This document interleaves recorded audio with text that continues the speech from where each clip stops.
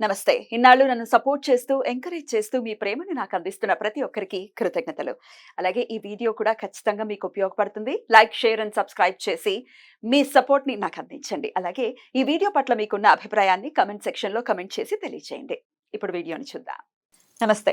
Welcome to our channel. నేను పద్మిని. ముందుగా ప్రేక్షకులందరికీ శ్రీ క్రోధినామ సంవత్సర ఉగాది శుభాకాంక్షలు. ఉగాది అంటేనే ప్రథమంగా మనకు గుర్తొచ్చేటటువంటి అంశం పంచాంగ శ్రవణం. ఖచ్చితంగా పంచాంగ శ్రవణం చేస్తాము. అలాగే ఈ సంవత్సరం పాటు అంటే ఈ ఉగాది నుంచి వచ్చే ఉగాది వరకు కూడా గ్రహచారం ఎలా ఉంది, గ్రహాలు ఇచ్చేటటువంటి ఫలితాలు ద్వాదశ రాశుల వాళ్ళకి ఎలా ఉంది అనేది ఖచ్చితంగా తెలుసుకునేటటువంటి ప్రయత్నం చేస్తాము. ఒకవేళ ప్రతికూల ఫలితాలని ఇస్తున్నట్టయితే ఖచ్చితంగా తీసుకోవాల్సినటువంటి జాగ్రత్తలు తీసుకుంటూ దైవారాధనని ప్రత్యేకంగా చేసుకుని స్మార్ట్ వేలో వచ్చేటటువంటి కష్టాల నుంచి బయటపడే ప్రయత్నం ఖచ్చితంగా చేస్తాము. మరి ఈ రోజు కూడా మనకి క్రోధినామ సంవత్సర ఫలితాలని అందించడానికి మనతో పాటు ఇద్దరు ఆధ్యాత్మికవేత్తలు సిద్ధంగా ఉన్నారు. ఒకరు లలిత ఉపాసకులు, వాస్తు జ్యోతిష పండితులు బ్రహ్మశ్రీ నానాజీ పట్నాయక్ గారు, అలాగే సూర్య ఉపాసకులు విక్రమాదిత్య గారు. మరి వీరిద్దరూ కూడా ఒకరు ద్వాదశ రాశులకి కూడా గ్రహచారం ఎట్లాంటి రిజల్ట్స్ ఇస్తోంది అనేది తెలియజేయబోతున్నారు. అలాగే మనకున్నటువంటి వెజిటబుల్ థెరపీని ఆధారంగా చేసుకుని కూరగాయలతో ఎట్లా మనకు వచ్చేటటువంటి సమస్యల నుంచి అధిగమించవచ్చు అనేది విక్రమాదిత్య గారు తెలియజేస్తారు. మరి కార్యక్రమాన్ని మొదలు పెడదాం. ముందుగా ఇద్దరికి నమస్కారం అండి. ముందుగా మీ ఇద్దరికి క్రోధినామ సంవత్సర ఉగాది శుభాకాంక్షలు. మన ప్రేక్షకులందరికీ కూడా క్రోధినామ ఉగాది శుభాకాంక్షలు. అయితే ఈ సంవత్సరం క్రోధినామ సంవత్సరం అయినందుకు ఎటువంటి బ్యాడ్ ఎఫెక్ట్స్ కలగకుండా ఉండాలి, అందరికీ శుభం కలగాలని మనస్ఫూర్తి కోరుకుంటున్నాను. మీ విషెస్ కూడా సౌర కుటుంబ సభ్యులందరికీ కూడా క్రోధినామ సంవత్సర ఉగాది శుభాకాంక్షలు. అందరూ కూడా ఆయురారోగ్యాలతో అష్టైశ్వర్యాలతో సూర్యనారాయణమూర్తి పరిపూర్ణమైనటువంటి అనుగ్రహంతో హాయిగా ఆనందంగా జీవించాలని మనస్ఫూర్తిగా కోరుకుంటూ, అంటే ఇక్కడ క్రోధినామ సంవత్సరం అంటే తన కోపమే తన శత్రువు కాబట్టి అందరం కూడా దాన్ని అదుపులో ఉంచుకోగలిగితే ఈ సంవత్సరం అందరికీ శుభదాయకంగా అవుతుందని మనసా వాచా కర్మేణ ఆశిస్తున్నాను. Thank you so very much. Last time కూడా మీ ఇద్దరు కాంబినేషన్ లో చేయటం జరిగింది శోభకృత్ నామ సంవత్సరం. అయితే శోభకృత్ నామ సంవత్సరం మనందరికీ తెలిసిందే ఎంత శోభాయమానంగా సంవత్సరం మొత్తం వెళ్ళిందో. ఎందుకంటే రామచంద్ర ప్రభుకి అక్కడ ఆయన ఇంటికి ఆయన తిరిగి వచ్చేసినటువంటి సందర్భం ఉంది. శోభకృత్ నామ సంవత్సరం నిజంగానే అద్భుతమైనటువంటి నామ సంవత్సరం. అయితే ఈ పేరు చూస్తే ఒకంత వెన్నులో నుంచి ఒక వణుకు పుడుతోందా అని అనిపిస్తోంది. ఎందుకంటే ఈ క్రోధం ఉండకూడదనే కదా, క్రోధాన్ని ఖచ్చితంగా జయించాలి కదా.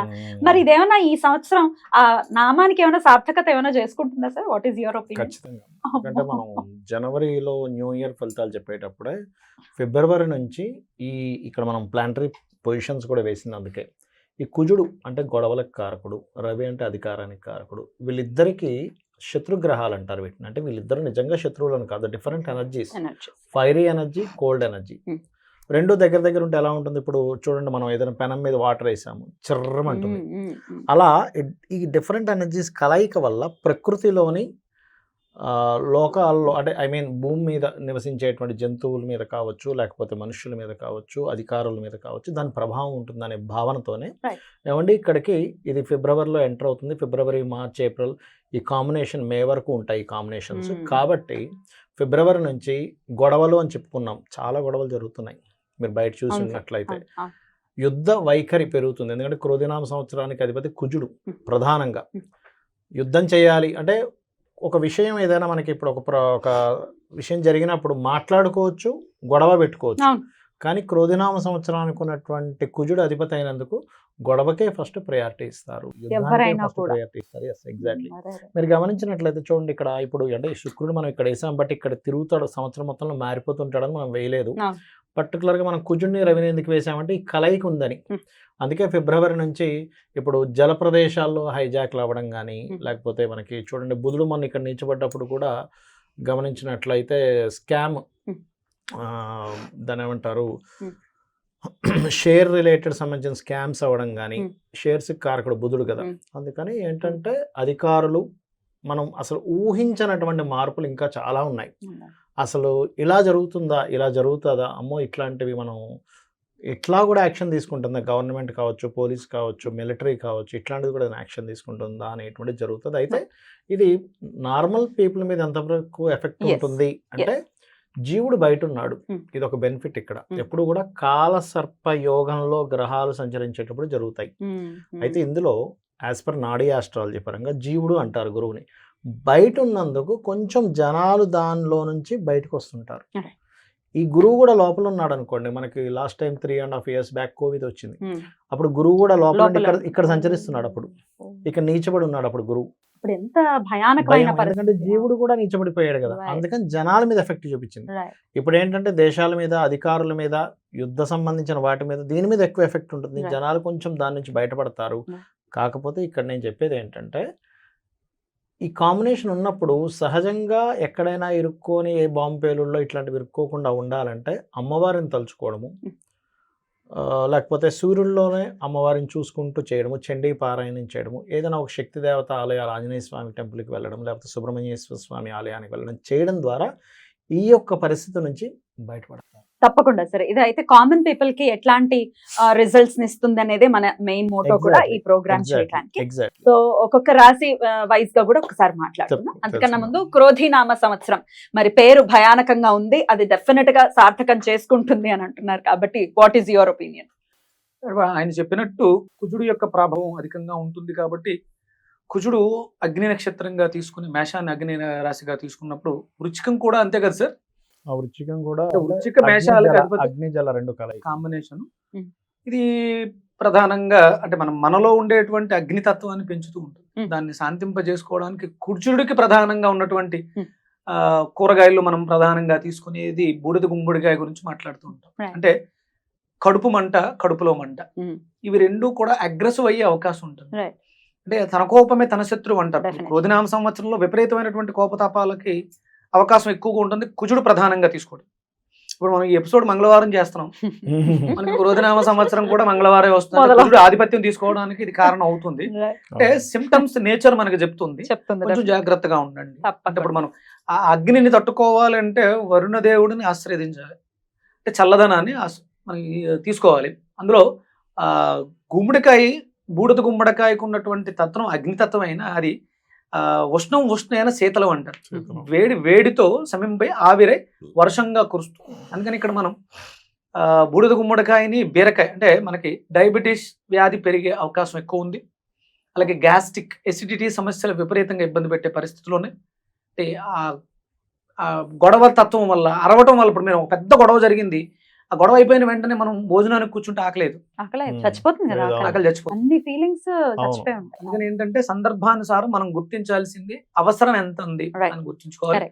ఎక్కువగా ఈ సంవత్సరం అంతా కూడా బూడిద గుమ్మడికాయని ఆశ్రయించడం ద్వారా, బీరకాయని ఆశ్రయించడం ద్వారా మనం క్యాన్సర్ దగ్గర నుంచి ఎసిడిటీ స్టార్టింగ్ క్యాన్సర్ వరకు కూడా అన్ని రోగాలని మనం సమీప చేసుకునే అవకాశం ఉంటుంది. Beautiful sir. అయితే రాశి వైజ్ కూడా ఎవరెవరు ఏ రాశి వాళ్ళు ఏ వెజిటబుల్ థెరపీ హెల్ప్ తో ఎట్లాంటి సమస్యల నుంచి అధిగమించవచ్చు అనేది మీరు తెలియచేయండి. ప్రెడిక్షన్స్ ఆబ్వియస్ గా మీరు తెలియజేస్తారు కాబట్టి.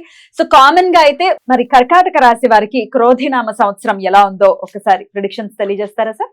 తప్పకుండా.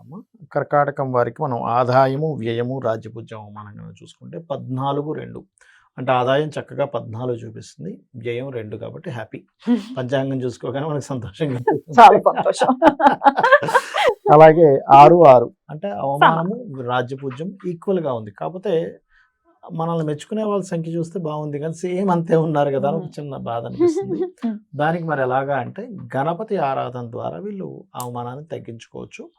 ఏ మాట మాట్లాడేటప్పుడైనా సరే కొంచెం గణపతిని తలుచుకొని ఓం గం గణాధిపతయ నమః అని చేసుకుంటే మంచిది వీరికి చూసుకుంటే. ఇక మిగతా అంశాలు అసలు ఏమిటి, డూస్ డోంట్స్ ఏమిటి, ఫస్ట్ చేయకూడని పనులు ఏంటో తెలుసుకుందాం. ఇక్కడ ప్రధానంగా వీరు చేయవలసింది ఏమిటి, చేయకూడదు ఏమిటి అంటే ఏదైనా రాత కోతలు, అగ్రిమెంట్స్ రాసుకుంటాం చూసారా, అగ్రిమెంట్స్ రాసేటప్పుడు, కమ్యూనికేట్ చేసేటప్పుడు, ఎవరితోనైనా మెసేజింగ్, మెయిల్, వాట్సాప్ చేస్తుంటాము. మనం ఒక్కోసారి ఎలా ఉంటుందంటే కమ్యూనికేషన్ ప్లేస్లో కేతు ఉన్నప్పుడు, థర్డ్ హౌస్ ఇస్ కమ్యూనికేషన్ ఉన్నప్పుడు ఏమవుతుందంటే మనం మాట్లాడిన దానిలో నుంచి వాడు తప్పు పట్టుకుంటాడు. మనం ఎన్ని మంచి చెప్పినా కూడా, అది మంచి చెప్పారు అందులో ఒకటేదో కొంచెం అగ్రెసివ్గా చెప్పేదాన్ని పట్టుకుంటారు.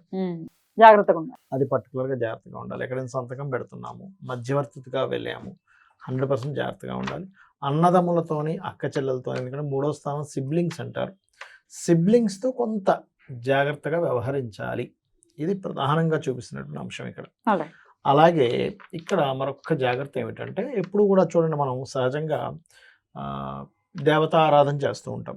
కానీ ఈ సంవత్సరం వీళ్ళు ఎక్కువగా పితృదేవత ఆరాధన ఎక్కువగా చేయాలి కర్కాటకం వారు. ఎందుకంటే నవమ స్థానంలో రాహు. దీన్ని పితృదోషాలు వన్ ఆఫ్ ది పితృదోష కింద Hmm. తీసుకుంటున్నాను. Okay. 9th హౌస్ రాహు అనేటువంటిది. ఓకే. అండ్ అలాగే బాలారిష్ట దోషాలు కూడా 9th house Rahu is one of the బాలారిష్ట దోషం. చిన్నపిల్లలకి ఎవరికైనా కాస్త బాలారిష్టాలు ఉన్నప్పుడు ఈ పర్టికులర్ దీంట్లో పితృదేవతల కోసమని మీరు స్వయం పాకం ఇవ్వడము, వీలైతే కాశీకి వెళ్ళి కాశీగా అలాంటి ప్రదేశాలు వెళ్ళినప్పుడు చేయడము, అమావాస్య నాడు తర్పణం చేయడము. ఎందుకంటే 3లో కేతు ఉన్నాడు, 9లో రాహు ఉన్నాడు. ఇది చాలా ఈ కాంబినేషన్. అలాగే వీళ్ళకి సర్వసాధారణంగా కర్కాటకం వారికి కనుక తీసుకుంటే కర్కాటకం అంటే అలర్ట్నెస్, అందుకే ఎంట్రీకి ఇచ్చిన ఇస్తారు. అది చూడండి చిన్న శబ్దం వస్తే అది 365 degrees తిరుగుతుంది, పక్కన లోపలికి వెళ్ళిపోతుంది, దాన్ని పడుకోవడం కష్టం. కష్టం. అలా ఏంటంటే అలర్ట్నెస్ ఎక్కువగా ఉంటుంది వాళ్ళకి సహజంగా కర్కాటక లగ్నం వారు రాశి వారికి కావచ్చు. అయితే వీరికి అష్టమి శని ఒకటి జరుగుతుంది. అష్టమి శని ఇంకా ఎన్నాళ్ళు ఉంది సార్? అష్టమి శని ఇంకో 1 year 2 1 year. months ఉంది, ఆల్మోస్ట్ 1 year 2 months ఉంది. అష్టమి శని జరిగేటప్పుడు అసలు జరిగేది ఏమిటో చెప్తాను. ఫస్ట్ అష్టమి శని ఎప్పుడైనా జరుగుతుందంటే వర్క్స్ లేట్ అవుతాయి అంతే. అంతే. ఇంకా లేట్ మిగతా అంటే ఏం లేదు, అక్కడ మీకు ఒక ఎక్స్పీరియన్స్ ఉమ్. జరుగుతుంది దానివల్ల.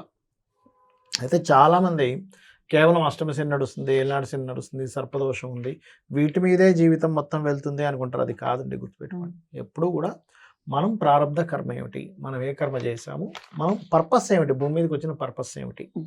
ప్రతి వ్యక్తి ఏదో ఒక పర్పస్తోనే భూమి మీదకి వస్తాడు. Right. అది ఫస్ట్ మనం గుర్తించాలి, అది అర్థం చేసుకుంటే బాగుంటుంది. అయితే ఇక్కడ మరి అష్టమ శని ప్రభావం ఏమిటంటే ఫస్ట్ ఇది చెప్పండి అంటుంటారు మనం ఎన్ని మాట్లాడినా కూడా. అవును. ఒకటే మైండ్లో ఫిక్స్ అవ్వాలి, నేను 4 సార్లు వెళ్ళాల్సి వస్తుంది, దీనివల్ల నేను నేర్చుకుంటాను Huh. అని అనుకుంటూ బెల్లము చక్కగా గోవుకి తినిపించడము. 3వ స్థానంలో కేతు ఉన్నాడు కాబట్టి, భాగ్యంలో రాహు ఉన్నాడు కాబట్టి వీరు చేసుకోవాల్సిన మంత్రం కూడా ఎక్కువగా ఏం చేస్తే మంచిది అంటే, వీరు 3లో కేతు ఉన్నందుకు అష్టమశని అయినందుకు అనాకలిత సాదృశ్య చుబుకశ్రీ విరాజితాయే నమః. అష్టమశని దోషం చాలా మటుకు పోతుంది. అమ్మవారి పిడి అంటే అమ్మవారి ఒక గెడ్డపు శోభ గురించి చెప్పినటువంటి నామం ఇది. బాబా అనాకలిత సాదృశ్య చుబుకశ్రీ విరాజిత అంటే దాన్ని వర్ణించడానికి ఇంకా పోలిక లేదంట అని అందమైన గద్ద. ఆదిశంకరాచార్యులు వారు చెప్పారు. లేదమ్మా, అది అద్దపు పిడిలా ఉంది, అద్దానికి ఒక చిన్న పిడి ఉంటుంది ఇలా చూసుకోవడానికి, అలా ఉంది. చిన్నప్పుడు హిమవంతుడు ఆ గెడ్డాన్ని పట్టుకున్నాడు, అమ్మ అని బుజ్జిగించిన తర్వాత పార్వతీదేవిని అమ్మ అని చెప్పి అలా ఈ గెడ్డానికి శని కారకుడు యాక్చువల్గా. మన ఫేస్ రీడింగ్స్ లోని ఆస్ట్రాలజీలో గెడ్డానికి శని, దీనికి బుధుడు, శుక్రుడు, బుధుడు ఇట్లా చెప్పారు. ఇది కుజుడు, అందుకే చూడండి కుజుడు బాగున్న వాళ్ళకి ఇవి బాగా దలసరగా ఉంటాయి. అలా గెడ్డ శోభను ఎప్పుడైతే మనం అమ్మవారి నామాల్లో స్మరించుకుంటాము, అది ఏళ్ళనాటి శని నడుస్తున్నా, అష్టమి శని నడుస్తున్నా, అర్ధాష్టమి శని నడుస్తున్నా, అమ్మవారి గడ్డపు శోభని కనుక ఎప్పుడైతే మనం కీర్తిస్తామో ఆ శని ప్రభావం తగ్గుతుంది. బ్యూటిఫుల్. అయితే ఈ నామాన్ని విశేషంగా చేసుకోవచ్చు. రైట్. అది ఇక ఈ సంవత్సరం మే లోపలే ఏదైనా ప్రాపర్టీస్ తీసుకుంటే మంచిది. బికాజ్ ఆఫ్ గురువు మారిపోతే మళ్ళీ ఇది అవ్వదు.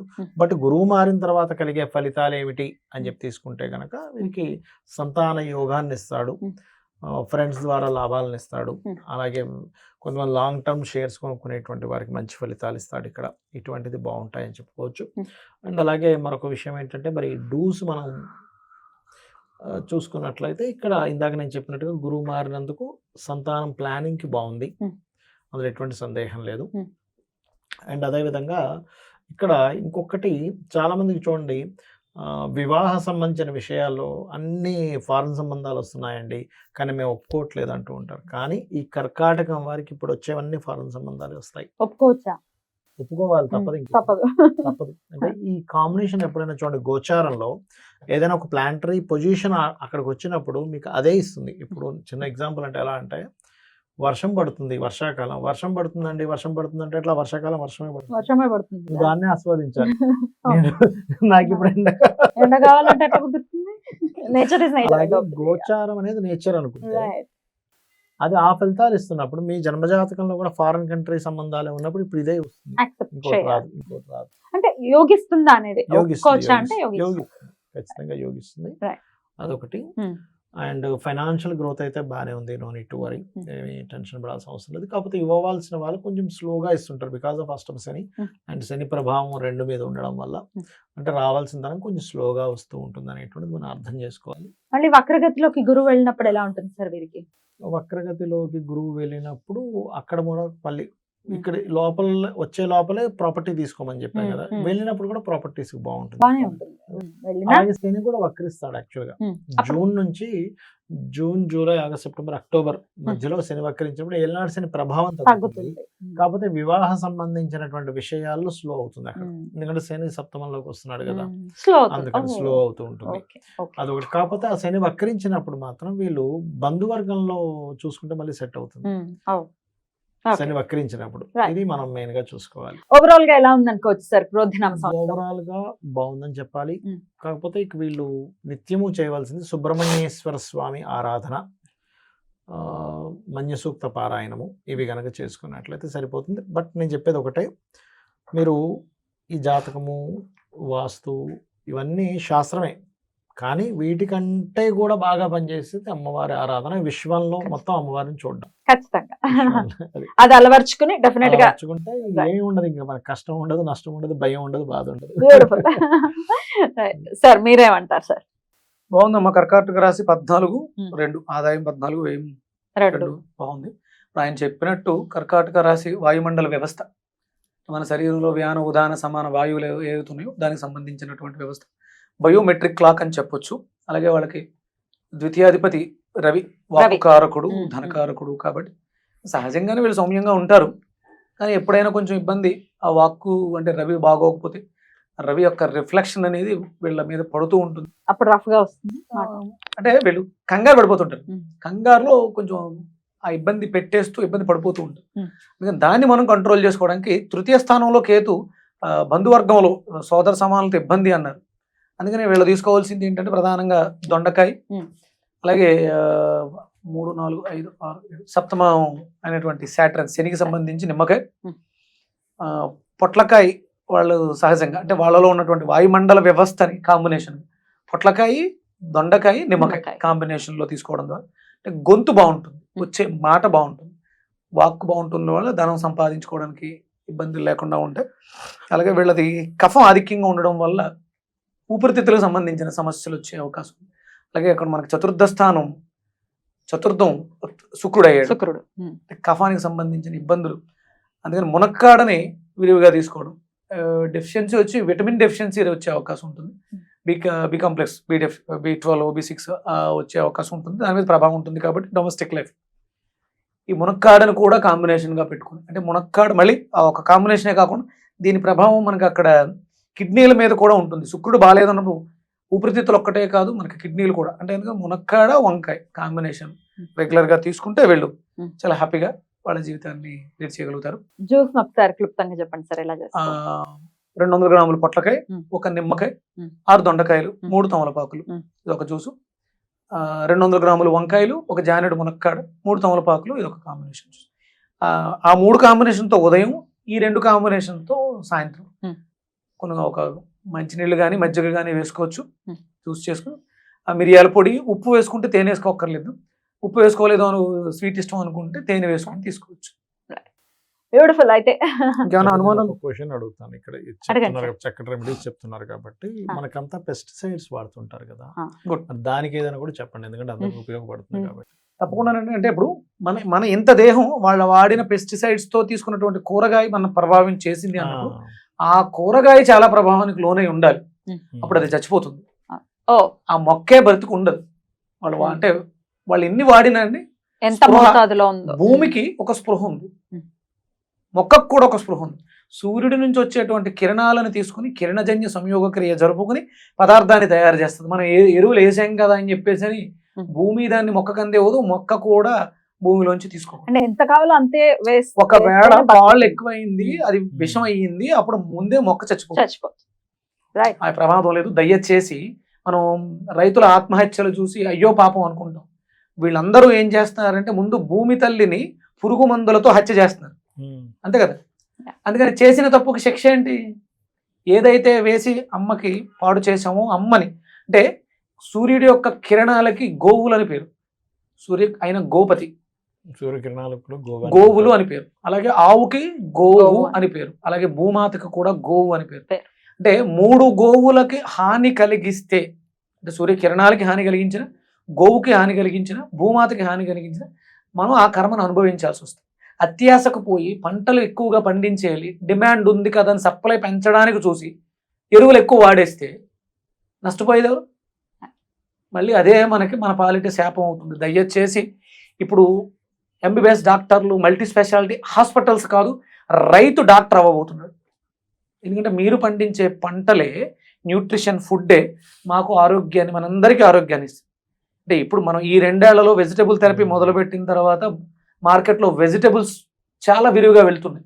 న్యూట్రిషన్ వాల్యూస్ ఉన్నటువంటి వెజిటబుల్స్ చాలా విరివిగా ఉన్నాయి. మనకి ఓల్డ్ వంగడాలు, పాత విత్తనాలు దొరకట్లేదు. మనం రీసెంట్గా తెప్పించడం కూడా జరిగింది. వాటిని మళ్ళీ పెంచి ఇది 1940s సంబంధించినటువంటి జీన్ మాడిఫైడ్ కాని విత్తనాలు తెప్పించడం జరిగింది. అందుకని రైతులందరూ సహకరిస్తేనే మనం హరిత విప్లవాన్ని తీసుకొచ్చి భారతదేశాన్ని సౌభాగ్యమానంగా ఉంచగలుగుతాం. అందుకని రైతులందరికీ చేతులు జోడించి వేడుకునేది, దయచేసి ఎరువులు వాడకండి. 1 సంవత్సరం పంట పండించకుండా వదిలేస్తే ఆటోమేటిక్గా దాంట్లో ఉన్నటువంటి సారం పెరుగుతుంది. ఇంకొకటి ఏంటంటే మనం మొన్నే చెప్పాం, అకాల వర్షాలు రాకుండా ఉండడానికి వృషభరంలో రవి సంచారం జరుగుతున్న సమయంలో శుక్రుడికి భూమాతకి మనం విశేషంగా అర్చించాల్సినటువంటి సమయం. గ్రీష్మ ఋతువు విపరీతమైనటువంటి తాపంతో ఉంటుంది. అప్పుడు కానీ మనం శుక్ర భగవానుడిని, భూమి తల్లిని కలిపి పూజిస్తే వర్షాలు సకాలంలో కానీ పంటలు వృద్ధి చెంది అందరం బాగుంటాం. కేవలం ఒక కర్కాటక రాశి వాళ్ళు, సింహరాశి వాళ్ళు కాదు, అందరం బాగుంటాం. దీనికి అందరం చేయూతనిచ్చుకోవాలి, అందరం కలిసికట్టుగా పనిచేయాలి. ఆయన అడిగినట్టు ఎరువుల వాడకం అనేది తగ్గించాలి. అంటే వాటికి బలాన్ని కోల్పోతుంది. అందుకని ఇప్పుడు మనం ఎంత జనాభా ఉంటాం? 140 కోట్ల మంది జనాభా. పూర్వం మనకి స్వతంత్రం వచ్చే సమయానికి భారతదేశంలో 140 కోట్ల ఆవులు ఉండేవి.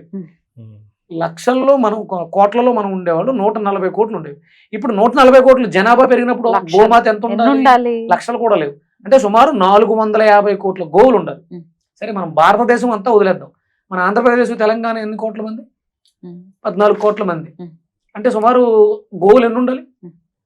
45 కోట్లు గోమాత ఉంటే ఆంధ్రప్రదేశ్, తెలంగాణ సస్యశ్యామం అవుతుంది. ఎందుకంటే ఇవంతా ఎందుకు మాట్లాడుతున్నాం అంటే గోసంతతిని పెంచాలి, కబేళాలకి తరలిస్తున్నాం. రైతు ఇప్పుడు అది ఒట్టిపోయిందని చెప్పేసి రైతు అమ్మేస్తున్నాడు. రైతు అమ్మకపోతే అంటే మేము దీన్ని భరించలేకపోతున్నాం, మాకే తినడానికి లేదు, అందుకని మేము దీన్ని భరించలేకపోతున్నాం. నువ్వు అలా చేసుకున్నావు, మనమే చేతులారా చేసాం. కాబట్టి దీన్ని మార్పు చేయాల్సిన అవసరం మన చేతుల్లో ఉంది. మనకి 45 కోట్ల ఆవులు తెచ్చుకోగలిగితే మన ఆరోగ్యానికి ఎలాంటి డోకా లేదు. నాలాంటి వాళ్ళు లేకపోతే అంటే వైద్య విధానానికి సంబంధించినటువంటి వాళ్ళ దగ్గరికి వెళ్ళాల్సిన అవసరం లేదు, గోవును రక్షించుకుంటే. మన ఫుడ్డే మనకి. అందుకని ఏంటంటే ఆ గోమయంతో, గోమూత్రంతో వ్యవసాయం చేస్తే అద్భుతమైనటువంటి సంపద, మెడిసిన్స్ వస్తాయి. ఆర్గానిక్ సేంద్రియ పద్ధతిలో వ్యవసాయం చేయాలి. ఇది మన బాధ్యత, అది మన అందరి బాధ్యత. అందరం కూడా దానికి సహకరిద్దాం. ఎందుకంటే సింహం వాళ్ళకి, కర్కాటక రాశి వాళ్ళకి ధనస్థానం సింహం అయింది. కాబట్టి ఆదిత్య హృదయ పారాయణాన్ని 10 మందికి తెలిసేలా చెప్పడం మన బాధ్యత.